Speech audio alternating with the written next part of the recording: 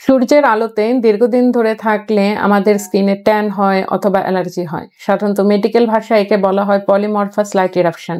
একে অনেক সময় আমরা একে সানরাইজও বলে থাকি।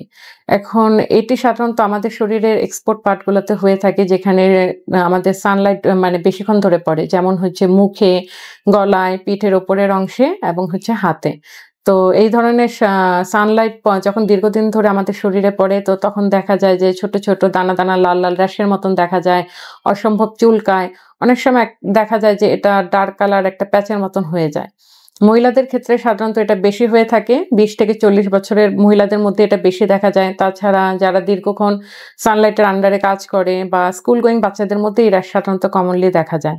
এখন এর সমস্যার সমাধান কি?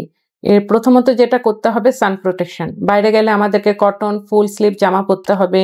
যতটা সম্ভব ছাতা বা হ্যাট ইউজ করতে হবে এবং হচ্ছে সানস্ক্রিন ব্যবহার করতে হবে। এই সানস্ক্রিন অবশ্যই SPF 30 এর উপরে ব্যবহার করতে হবে এবং বাইরে যাবার মিনিমাম ২০ থেকে ৩০ মিনিট আগে আমাদেরকে এই সানস্ক্রিন ব্যবহার করে বাইরে যেতে হবে। তাছাড়া এই সমস্যা যদি রোগী আমাদের কাছে আসে এরকম র‍্যাশ নিয়ে আমরা তাকে হচ্ছে ব্যবহারের জন্য স্টেরয়েড ক্রিম, ট্যাক্রোলিমাস ক্রিম এবং চুলকানির জন্য অ্যান্টিহিস্টামিন জাতীয় ওষুধ প্রেসক্রাইব করে থাকি।